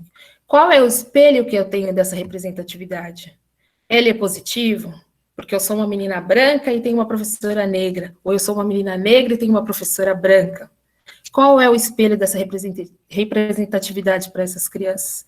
Então, eu venho com algumas perguntas para que me respondam as leituras, as conversas, as outras coisas, me tirem essas dúvidas.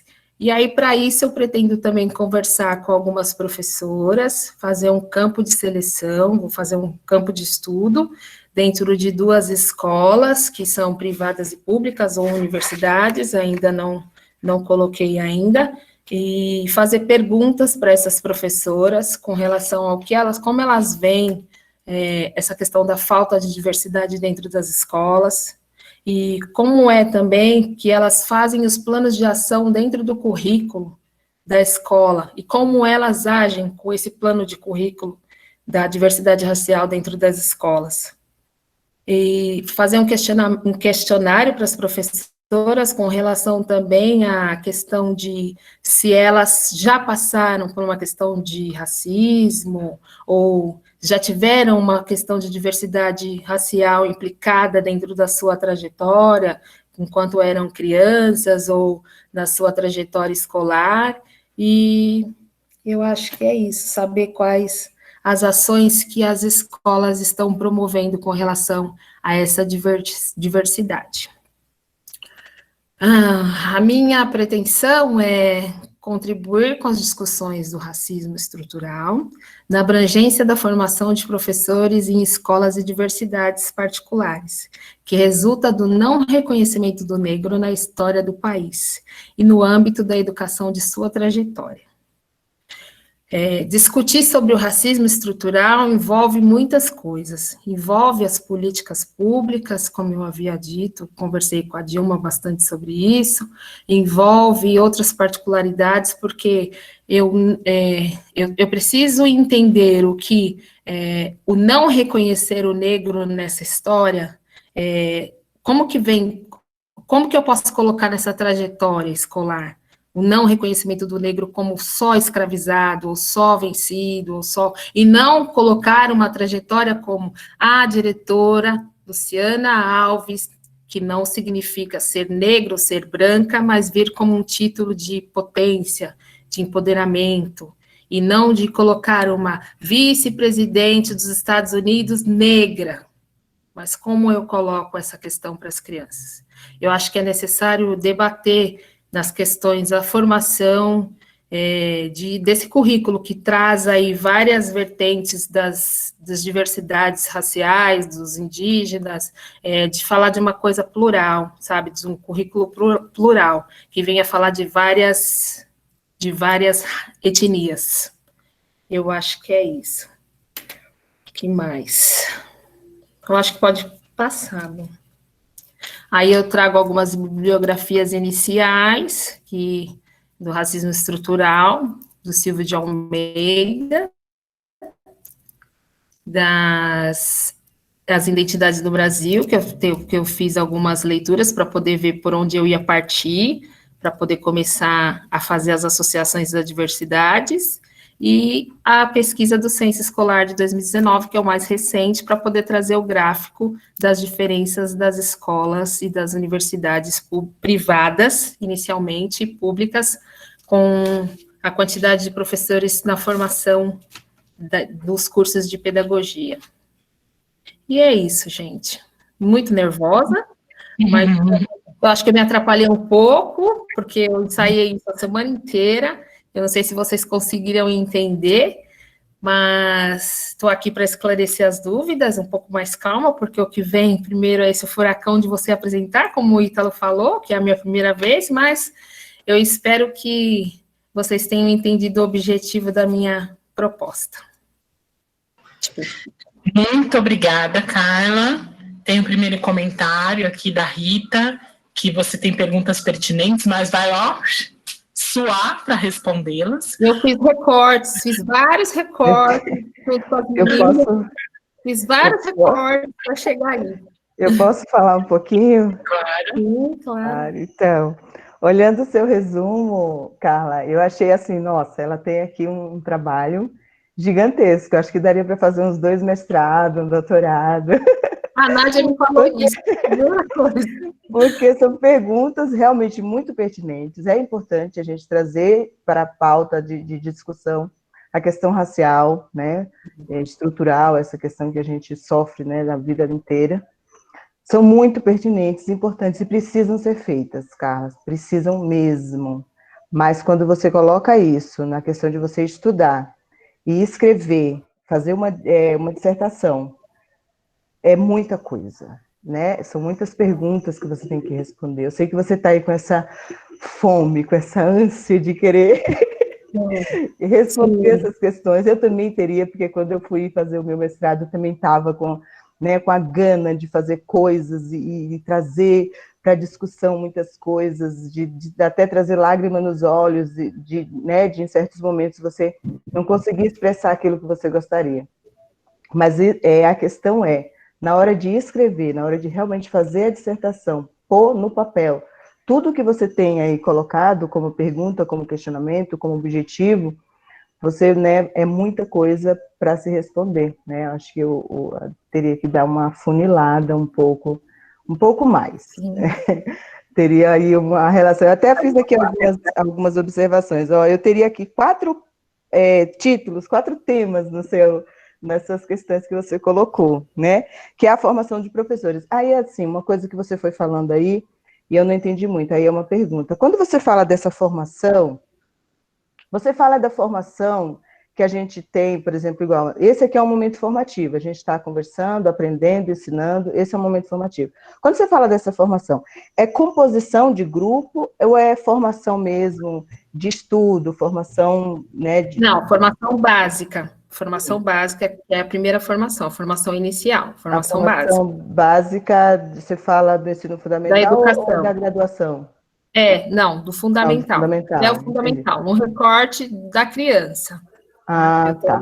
Porque quando você coloca junto, né, você analisar a questão da educação básica e também analisar a questão da universidade, né, dos professores universitários, que aí é uma outra questão também, acho que você acaba realmente abrindo muito o leque, né? Acho que você teria que focar ou em um ou em outro, mas isso é só... A Ana me orientou muito nessa questão, né, Ana, de fazer primeiro jogar essa análise, né, e escutar o que vocês tinham de opinião para me dar, e com certeza a gente já tinha conversado sobre esse recorte, né, de ficar somente na educação básica, mas eu acho que é isso mesmo. Eu já vinha com esses pensamentos junto com as meninas, minhas orientandas, com esse recorte de vir só para a educação básica.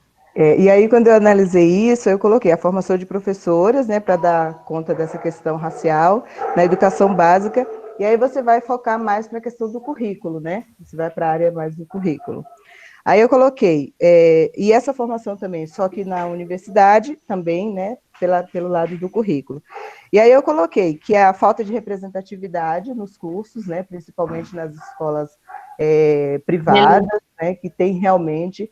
Eu lembro se a gente for contar um pouco da história de infância, eu tive um professor negro em toda a minha trajetória.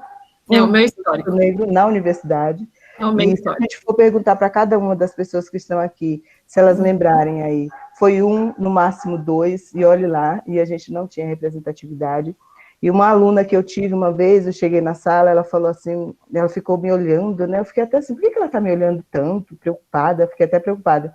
Alguns dias depois ela chegou perto de mim e falou, professora, eu fiquei muito feliz de ver você aqui na minha sala. Eu falei, por quê? Ela disse, porque é a primeira vez que eu tenho uma professora negra. Então, para ela, e que ela era negra, né?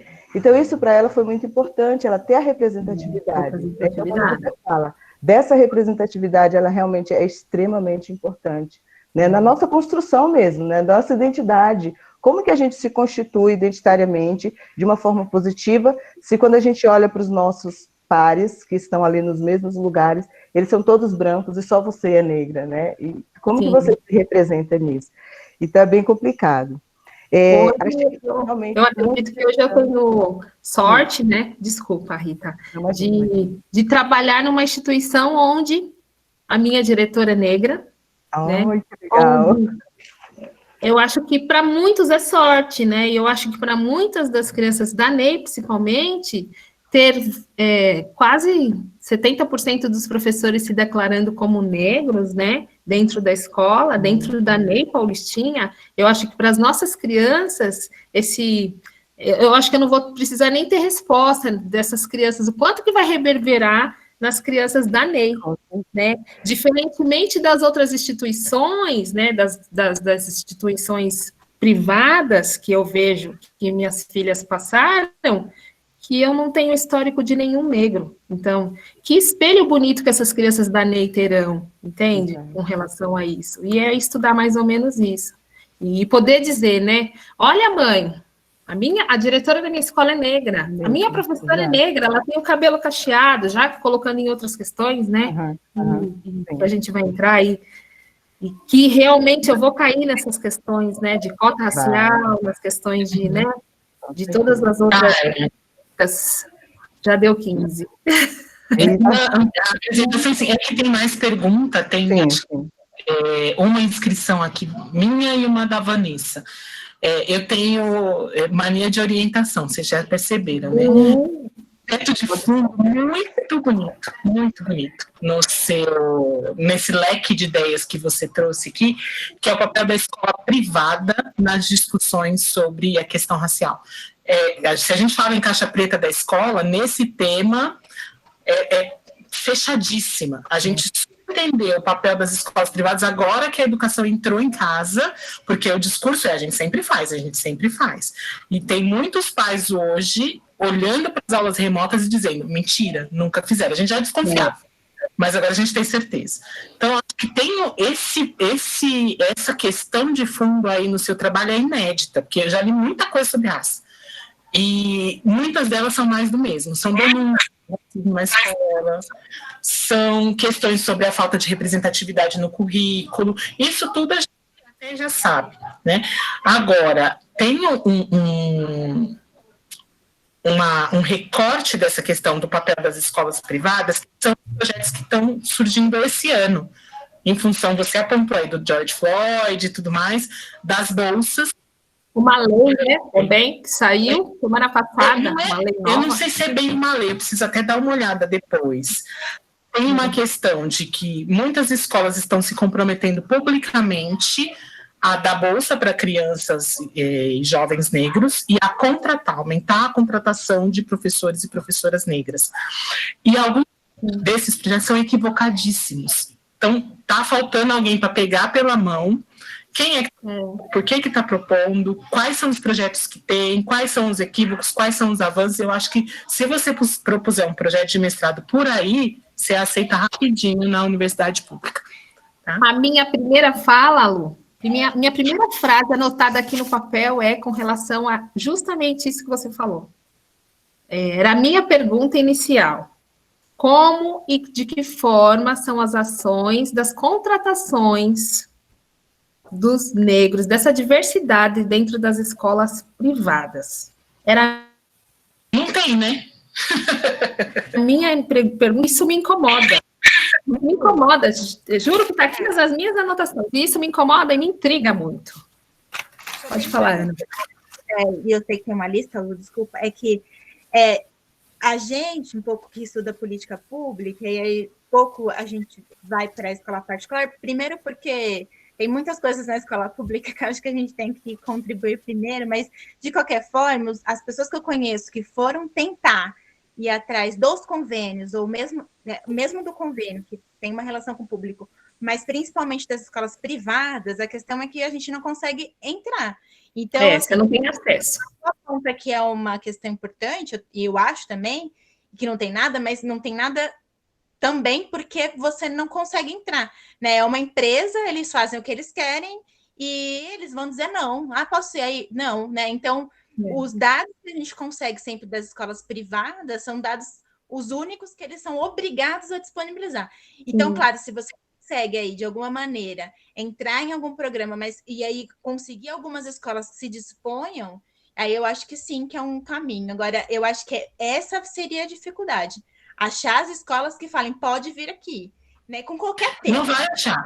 Não vai achar, gente.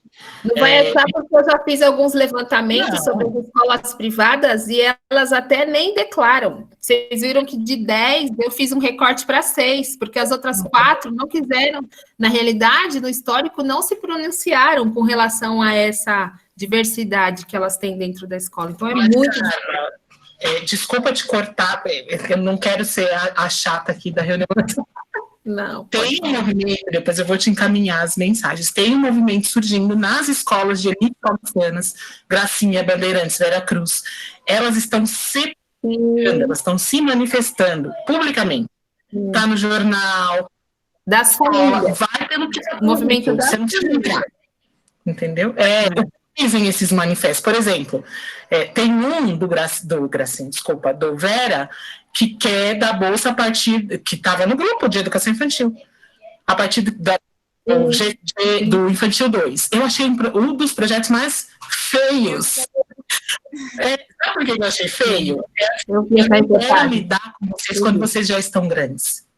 Eu não quero os problemas que vocês trazem com a sua juventude, eu quero lidar com vocês do berço. E aí eu lidando do berço do jeito que eu quiser. Então tem muita entrelinha nesses projetos. Ao mesmo tempo, são um projeto também, a gente vai atender alunos do ensino médio, mas a gente está criando uma sala noturna para os alunos negros. Olha por onde passa, entendeu? E aí quando você pega esses projetos, se você pegar esses dois e entrevistar os pais que pressionaram as escolas, você já tem o seu mestrado, não precisa ir para a escola.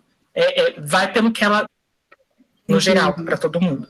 Mas a Vanessa tinha um comentário aqui que eu não sei se ela quer fazer para todo mundo também, Van, que ela fala da questão dessa representatividade que faz muita diferença. Você ouvir a história vinda da boca de um professor negro e você ouvir a história vinda da boca de um professor branco, enfim. Tá. Então, boa tarde a todos, primeiramente.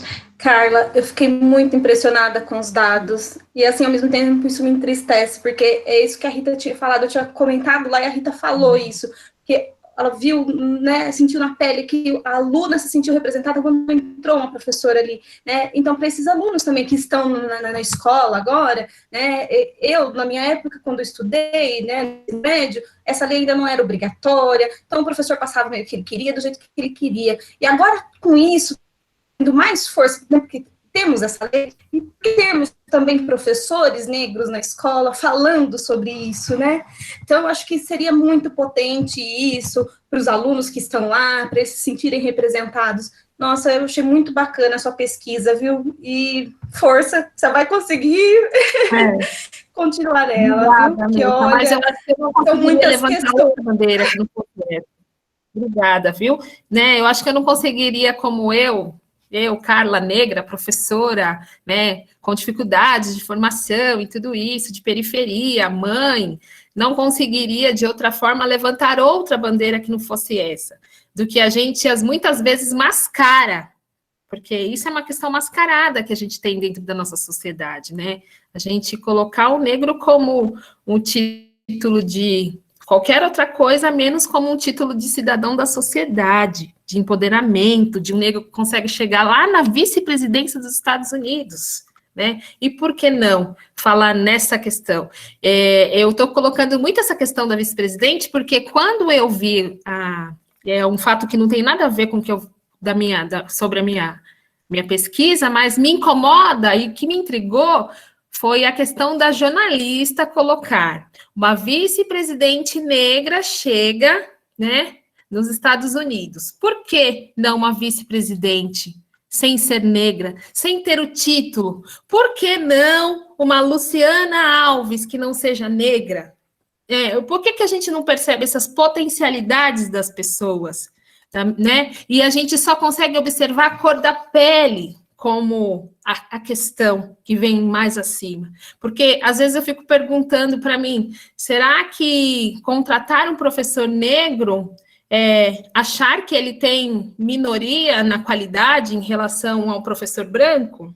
Tem muitas outras questões envolvidas aqui, se movimentando na minha cabeça, e que as meninas vão me orientar, e os livros e a leitura vai conseguir. A Luciana está rindo aqui, mas tem muita coisa que eu vou conseguir. Então, tem muita coisa fervilhando. Então, tem várias outras coisas no qual a gente vem trazendo com relação às nossas trajetórias, às nossas vivências, as professoras negras que eu tenho aqui, que por muitos devem ter passado por algum constrangimento racista e que não se dão conta, né, na sua trajetória infantil, ou que não se viram como espelhos nas suas escolas, que elas tinham que ter uma tradição branca, né, de uma maioria branca, onde tinha que ter o cabelo alisado, que a gente hoje usa esse Black Power maravilhoso, que eu muitas vezes já fugi da minha identidade, fujo, porque eu acho que é isso, a gente poder ter poder de escolha, né, mas eu acho que é isso, essa representatividade que a gente precisa ter aqui, ó,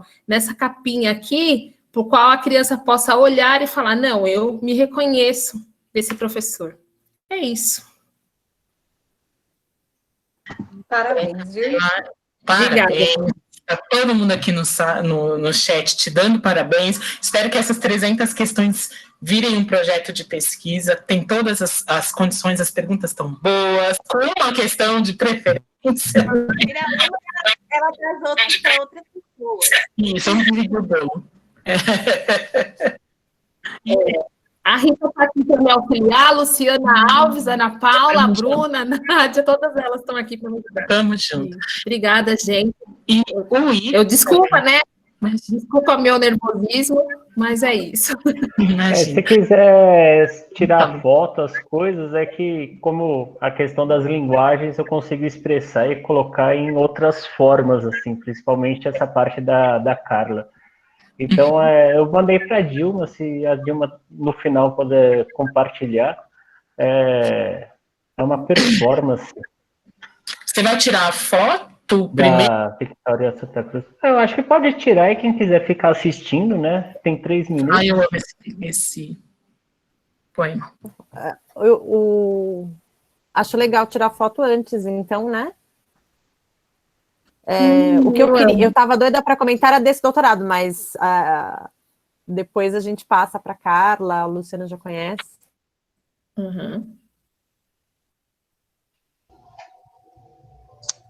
Posso rodar aqui ou vocês querem fazer aquela foto? Foto! Mas as câmeras... Quem tiver animado e quem autorizar o uso da imagem, abre a sua câmera, um print aí. Mas você precisa parar de... Daquela espiadinha no site do GPA-FOP, que é o Grupo de Pesquisa em Infância, Educação da Infância e Formação de Professores. É o nosso grupo de pesquisa. Ô, Dil, para de compartilhar a tela. Lá. Encerra o compartilhamento. Não, elas estão lá para tirar foto, né? Vai, corre!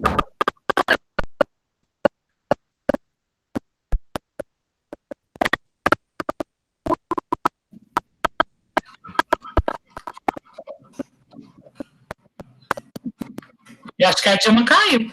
Dilma, você tá aí? Ô, Dil, para de compartilhar a tela. Tá compartilhando, aí a gente não consegue ver todo mundo. Aí a gente não consegue ver todo mundo.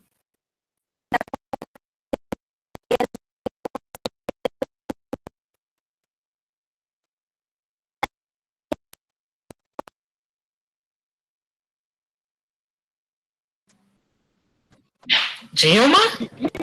Acho que a gente...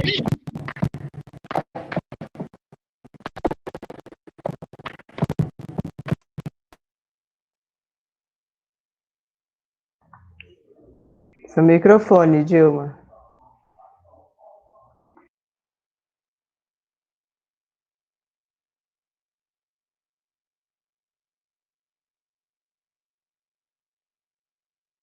Quem vai bater a foto?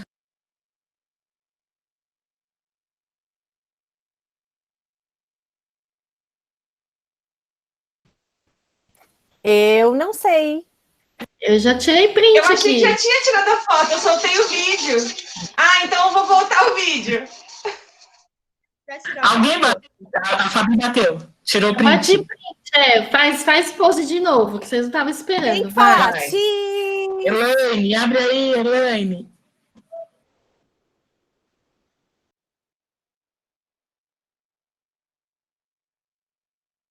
Valeu, Fabi.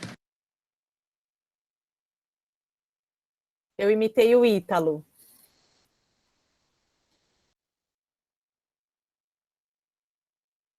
Bora, gritaram-me negra em Acai. Cadê o poema?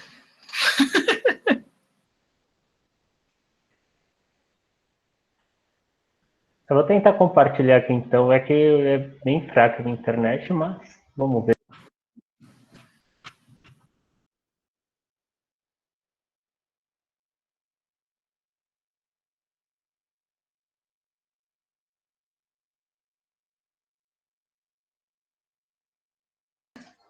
Deu uma travada aqui, mas agora voltou.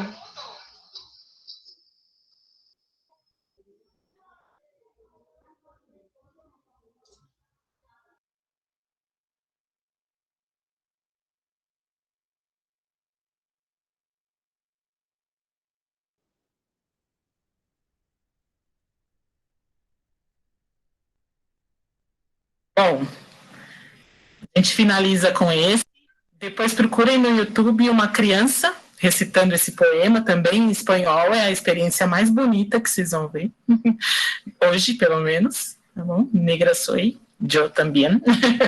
E a gente encerra por aqui. Muito obrigada. Sigamos juntos e juntas. Um abraço, pessoal. Parabéns, pessoal. Valeu. Tchau. Foi muito bom. Obrigada, gente. Foi uma honra.